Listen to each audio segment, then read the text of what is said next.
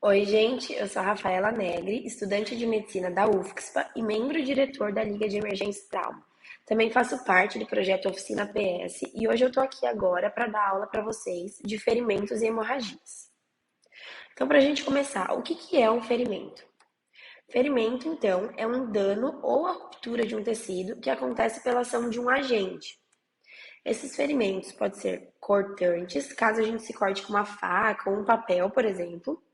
Eles podem ser perfurantes, no caso do agente ser um alfinete, ou até mesmo uma faca, que nesse caso pode ser tanto perfurante quanto cortante, ou caso o agente seja químico, no caso de queimaduras, por exemplo. Mas nessa aula a gente vai se atentar somente para os ferimentos traumáticos, que são os ferimentos cortantes ou perfurantes.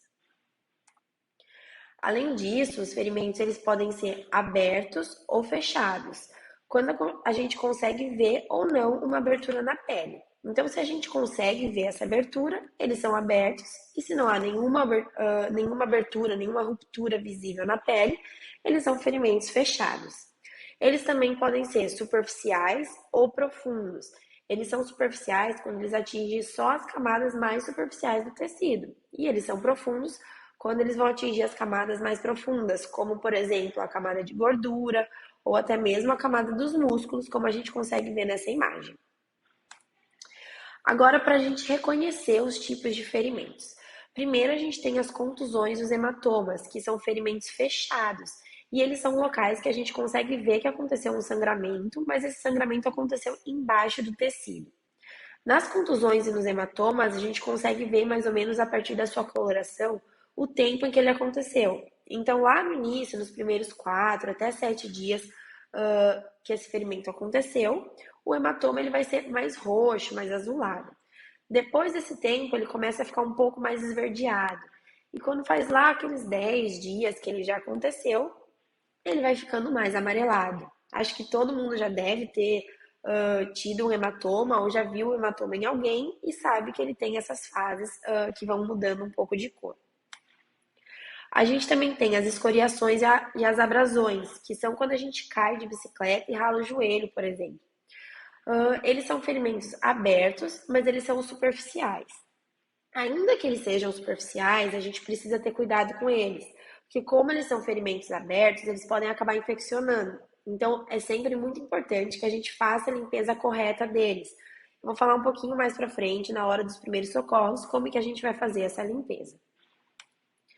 Os ferimentos perfurantes são aqueles que vão entrar na nossa pele. E eles podem ser de dois tipos, ou transfixantes, quando a gente consegue ver um orifício de entrada e um orifício de saída, como no caso de alguns ferimentos por arma de fogo, por exemplo, ou eles podem ser encravados, que é quando o objeto que causou aquele ferimento permanece naquele local. A gente também vai ter os cortes e as lacerações, que são ferimentos muito parecidos, mas a gente vai poder diferenciar um pouco a partir da forma como eles estão. Então, os cortes, eles acontecem quando a gente se corta com uma faca, por exemplo, ou quando um cirurgião usa um bisturi em alguma cirurgia. Então, eles vão ter as bordas e as extremidades bem retinhas. Já no caso das lacerações, eles vão se expressar com ferimentos que têm tanto as bordas quanto as profundidades mais irregulares. E geralmente eles acontecem em acidentes de moto, por exemplo, traumas mais abruptos. Alguns ferimentos traumáticos, dependendo da sua extensão, eles podem levar a uma perda de sangue e, consequentemente, a uma hemorragia. O que é uma hemorragia, então? A hemorragia é quando a gente tem o rompimento de um vaso e o sangue desse vaso extravasa para fora do vaso. Isso, então, vai levar a uma perda de sangue súbita, que é a hemorragia, essa perda de sangue súbita. As hemorragias, elas podem ser internas ou externas. As internas são mais difíceis de reconhecer, porque como a gente não vê o sangue saindo, porque elas acontecem dentro de uma cavidade do organismo, como o abdômen ou o tórax, por exemplo, fica mais difícil de reconhecer. As hemorragias internas podem ser causadas tanto por traumas quanto por algumas doenças. E como elas são mais difíceis de reconhecer, é importante que a gente se atente a alguns indícios que podem nos levar a pensar que o indivíduo está tendo uma hemorragia interna. Então, a gente tem que tem que se ater a sinais de choque, no caso, sinais de choque hipovolêmico, né? Já que essa vítima está tendo uma perda importante de sangue. E quais seriam esses sinais? Uma pele úmida, a pessoa tem as extremidades arroxeadas, também tem um pulso acelerado, uma pressão que está baixa. Então, caso a vítima tenha esses sinais de choque hipovolêmico, a gente tem que se atentar a uma possível hemorragia interna. Outros sinais que são importantes é o edema, que no caso é a pessoa está inchada, apresenta um inchaço, e também quando a pessoa tem hematomas. Já no caso da hemorragia externa, é muito mais fácil porque a gente consegue ver o sangue saindo da ferida, então a gente vai identificar que essa pessoa está tendo uma hemorragia com muito mais facilidade. Então tá, a gente já conseguiu identificar o ferimento ou a hemorragia. O que a gente faz? Quais são os primeiros socorros? Primeiro, a gente vai ter 3 passos básicos que a gente vai fazer para qualquer tipo de ferimento. O primeiro de todos é garantir a segurança da cena, porque a gente precisa conseguir ajudar a vítima sem agravar a situação ou também sem que a gente acabe se tornando uma vítima, né? Depois que a gente viu que a cena está segura, a gente vai partir para o segundo passo, que é utilizar os EPIs. Os EPIs são os equipamentos de proteção individual, então as luvas, as máscaras, os óculos. Nesse caso, é muito importante a gente fazer o uso da luva, porque a gente vai estar lidando possivelmente diretamente com o sangue dessa vítima. E a gente sempre quer evitar esse contato direto para que a gente não acabe se contaminando com as doenças que são transmitidas pelo sangue, como, por exemplo, o HIV, as hepatites. Então, é muito importante que a gente use a luva. E também a gente vai pegar nosso kit de primeiros socorros, que é importante a gente sempre ter por perto, com algumas coisas básicas que a gente vai poder usar para cuidar dos ferimentos, como gás, soro, a própria luva, por exemplo. Depois que a gente garantiu esses 3 passos básicos, a gente vai passar para os primeiros socorros de cada tipo de ferimento.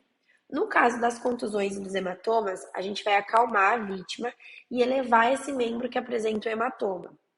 Uma coisa que é importante a gente lembrar é que caso essa vítima tenha algum indício de fratura, por exemplo, a pessoa caiu em cima do braço e a gente vê que tem uma deformidade aparente ali. Nesses casos, a gente não vai levar o membro, a gente vai imobilizar e vai ir para o hospital. Mas isso a gente vai ver melhor na aula de trauma musculoesquelético. Então, se não tem nenhum indício de fratura, o que a gente vai fazer? A gente vai colocar um gelo no hematoma. A gente vai colocar uma bolsa de gelo. Outra coisa que é importante a gente lembrar é que sempre que a gente for colocar gelo em qualquer tipo de situação, a gente nunca pode colocar o gelo diretamente na pele. Porque se a gente fizer isso, a gente pode acabar gerando uma queimadura por temperatura e a gente não quer causar mais um dano para essa vítima, né? A gente quer apenas ajudá-la. Nos casos de escoriações e abrasões, a gente vai lavar a ferida. Então, como que a gente vai lavar? A gente vai utilizar um soro ou água e sabão. O importante da gente lembrar é que a gente não vai esfregar os ferimentos, porque se a gente esfregar, a gente pode acabar lesionando ainda mais o tecido ou acabar ativando algum sangramento. A gente também tem que lembrar de não usar algodão, porque as fibras, os fiapos ali do algodão, eles podem acabar grudando na ferida e isso pode acabar contaminando o ferimento com o corpo estranho que vai ficar ali do algodão. E também a gente nunca vai aplicar nenhuma solução ou nenhuma pomada sem indicação médica, porque a gente também pode acabar piorando esse ferimento, que não é o que a gente quer, né? A gente só quer ajudar. No caso de hemorragias e de cortes profundos, primeiro a gente vai acalmar a vítima, porque quanto mais agitada essa vítima tiver, maior vai ser o sangramento. Depois que a gente acalmou a vítima, a gente vai então fazer uma compressão direta nesse corte. E aí a gente pode usar uma gaze ou um pano limpo. E depois de fazer essa compressão, a gente vai ligar para o SAMU, que é 192, ou se a vítima estiver estável, a gente pode nós mesmos levarmos essa vítima para um serviço especializado. Uma coisa bem importante da gente se atentar é que a gente nunca deve tirar a gaze debaixo da compressão. Então, mesmo que a gaze esteja cheia de sangue, encharcada, a gente nunca vai retirá-la antes de colocar outra. A gente sempre vai colocar uma nova por cima, porque se a gente tirar essa gaze, a gente pode acabar reativando o sangramento e piorando a situação da vítima. Outra coisa que é muito importante é que a gente consiga reconhecer aquelas hemorragias que são muito intensas e que podem realmente ameaçar a vítima, ameaçar a vida da vítima, né? Então, a gente tem que ter uma atenção mais especializada nesses casos. E quando que esse tipo de hemorragia acontece? Geralmente elas vão acontecer caso tenha alguma amputação, caso a vítima sofra alguma amputação, que em geral as amputações têm uma perda de sangue muito intensa. Quando a gente observa que a vítima está inconsciente, está se confundindo, porque isso pode representar que ela já perdeu muito sangue, ou também quando a gente vê que o sangue está saindo em grande quantidade, claro, ou que próximo da vítima a gente consegue ver poças de sangue, porque mesmo que naquele momento ela não esteja perdendo muito sangue, isso pode significar que antes da gente chegar naquele local, ela já pode ter perdido muito. Então, nesses casos, quando possível, a gente vai fazer a compressão, mas sempre a gente precisa ligar para o SAMU, porque a gente precisa de um atendimento especializado. Esses sangramentos, eles são muito intensos e só realizar a compressão não vai resolver. Quando a gente tem essas hemorragias muito intensas que acontecem nos membros e que a gente não consegue parar só com a compressão direta, a gente pode lançar mão do torniquete, que é esse dispositivo que eu coloquei aqui na tela. Mas caso a gente não tenha esse torniquete, a gente também pode improvisar e realizar o torniquete com um tecido ou um pedaço de madeira, um cinto ou até alguma faixa elástica. É possível de improvisar. E como que a gente vai usar o torniquete? Uma coisa muito importante é que a gente só use o torniquete quando a gente tem confiança de que a gente sabe utilizá-lo da maneira correta, porque ele é um dispositivo um pouco mais especializado. Então, ok, eu decidi que eu vou usar o torniquete, que o melhor a se fazer naquela situação é usar o torniquete. Então, quais são os passos? Primeiro, eu vou chamar o SAMU, 192, porque essa vítima vai precisar ser transportada para um local especializado de qualquer forma, mesmo que eu faça o uso do torniquete. Eu vou pegar então o meu torniquete e vou posicionar acima da ferida. Então, se a vítima, por exemplo, está com uma lesão na coxa, a gente vai posicionar o torniquete acima da ferida, então mais perto do tronco, proximal, como a gente chamaria. E a gente vai pegar o bastão do torniquete e começar a tracionar até que a gente veja que esse sangramento parou. Quando esse sangramento parar, a gente vai então fixar esse bastão e anotar o horário em que o torniquete foi colocado. É muito importante que a gente faça a anotação desse horário, porque a gente tem um tempo máximo que esse torniquete pode ficar. E quando o SAMU chegar, eles vão querer saber qual o horário que esse torniquete foi colocado. O PHTLS diz que o tempo seguro que esse torniquete pode ficar na vítima é de 120 a 150 minutos. Então, por isso que a gente tem que fazer, se atentar a isso, para quando o SAMU chegar, a gente conseguir passar essa informação. Outra coisa importante que a gente tem que ter em mente é que a partir do momento que a gente colocou o torniquete, a gente não deve retirá-lo mais. Ele só deve ser retirado quando a vítima chegar no hospital. E também, quando a gente pensa em uso de torniquete, a gente sempre tem que pensar que ele só pode ser usado nos membros. A gente nunca vai colocar na cabeça ou no tronco da vítima. E caso aconteça algum acidente com animais, a gente também não deve colocar o torniquete, porque se esse animal for peçonhento, a gente pode acabar piorando a situação da vítima. Caso vocês queiram ver um pouquinho mais sobre a colocação do torniquete, no Instagram do Oficina tem um vídeo bem curtinho e bem rapidinho que mostra um pouquinho mais sobre como colocar o torniquete. Então, caso vocês queiram, podem olhar lá no Instagram do Oficina. Nos sangramentos de nariz, primeiro o que a gente vai fazer é acalmar a vítima e aí a gente vai pedir para a vítima colocar a cabeça em direção ao chão. Geralmente é uma coisa que a gente vê as pessoas pedindo para fazer ao contrário, né? A gente geralmente vê as pessoas pedindo para colocar a cabeça para trás, o que é errado, porque no momento que a gente coloca a cabeça para trás, esse sangue pode acabar descendo e a vítima pode acabar aspirando esse sangue e acabar se sufocando. Então, a gente vai pedir para que a pessoa incline a cabeça para frente. Então, a gente vai comprimir com o polegar e com o indicador por 10 minutos. Lembrando que a gente tem que pedir para a pessoa respirar pela boca, né? Porque ela não pode ficar sem ar. E aí, a gente vai comprimir até que o sangramento pare. Caso a gente observe que esse sangramento está ativo por mais de 30 minutos, a gente precisa levar essa vítima para o atendimento especializado, porque pode estar acontecendo alguma coisa mais grave e aí vai precisar de uma avaliação especializada. E a gente nunca deve lavar o nariz, porque a água ali pode acabar ativando ainda mais esse sangramento. No caso de ferimentos da boca, vai ser bem semelhante aos outros casos. Então, supondo que o paciente teve um ferimento no dente e aí caiu o dente, a gente pede para ele morder uma gaze ou um pano, claro que esteja limpo, né? E se esse dente for perdido, a gente pode colocar, armazená-lo ou na água ou no leite. E aí a gente vai procurar o serviço especializado e como esse dente foi armazenado da maneira correta, a gente talvez tenha a possibilidade de ser recolocado, né? E se o ferimento ele acabar sendo nos lábios, como nos outros ferimentos, a gente vai acabar comprimindo. No caso de mordidas de animais, primeiro a gente vai parar o sangramento, como a gente já aprendeu.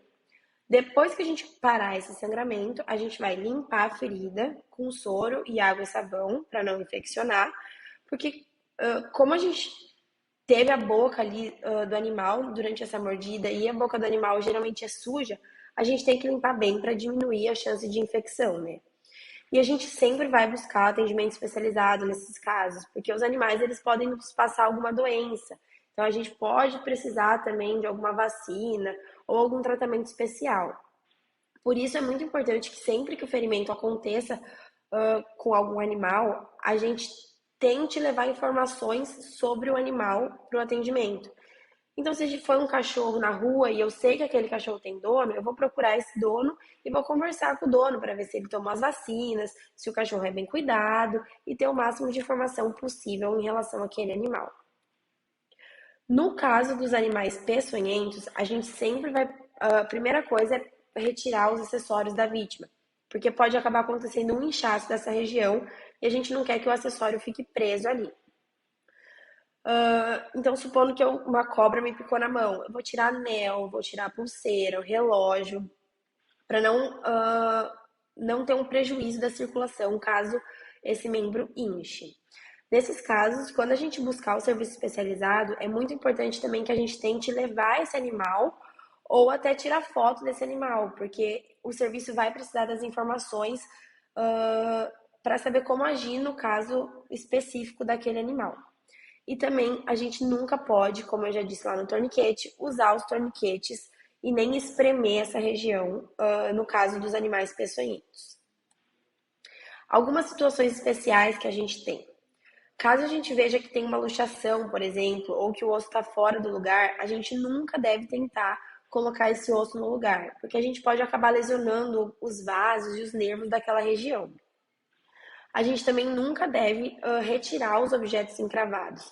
O que a gente pode fazer é colocar um pano limpo ao redor desse objeto para evitar que ele acabe se mexendo. E nos casos de evisceração, que é quando o órgão acaba saindo de dentro da cavidade abdominal, a gente nunca deve tentar colocar esse órgão de volta no lugar. Primeiro, porque nesse momento, em função do trauma, o órgão pode estar inchado e aí não vai permitir que seja colocado no lugar, ele não vai mais caber ali. E segundo, porque ele já teve contato com o ambiente externo, né? Então ele teve contato com bactérias, com vários micro-organismos que podem acabar levando a uma infecção da vítima. Nesses casos, o que a gente pode fazer é colocar somente um pano limpo para evitar que ele se machuque mais ou fique mais exposto. E quando a gente tem que procurar ajuda? Quando a gente vê que tem sinais de infecção na ferida, ou seja, a ferida está quente, com dor, pulsando, ou até apresenta pus. Quando a vítima teve um trauma na cabeça e ela tem sinais de perigo, como por exemplo, ela apresenta vômito, sonolência, alguma alteração de consciência, mesmo que ela aparentemente esteja bem, se ela tiver algum desses sinais, ela precisa ir para um atendimento. E em caso de fraturas e amputações, sempre vão precisar de atendimento especializado. Também no caso de hemorragias intensas, né, como eu já falei anteriormente. E caso a gente não tenha certeza do que deve ser feito, a gente sempre deve encaminhar essa pessoa para o serviço especializado. E como a gente pode nos prevenir, então, desses tipos de ferimentos? A gente tem que sempre cuidar com os locais que possivelmente vão ter objetos perfurantes no solo. Então, sempre que a gente for andar na rua, a gente não andar descalço, porque a gente pode ter prego, a gente pode ter vidro quebrado ali, então sempre se atentar a esses locais. Tomar cuidado quando a gente for lidar com os animais, a gente não se colocar em situações de perigo. É importante sempre ter a vacinação em dia, porque caso a gente acabe se ferindo com algum objeto enferrujado, por exemplo, é importante que a gente tenha a vacina do tétano, por exemplo, tenha as vacinas em dia. É importante que a gente sempre respeite as leis de biossegurança, as leis de segurança do trabalho, e sempre obedeça essas normas para que a gente não acabe se colocando em perigo. E é bom sempre a gente manter as crianças fora do alcance daqueles objetos cortantes, para evitar que os acidentes aconteçam, né? Essas foram as referências que eu usei para fazer essa aula. E muito obrigada pela participação de vocês. Se vocês tiverem qualquer dúvida, podem deixar no fórum de dúvidas. Não se esqueçam de assistir a próxima aula de trauma musculoesquelético e lembrem também de responder as questões dessa aula, tá? Muito obrigada pela atenção de vocês e até mais.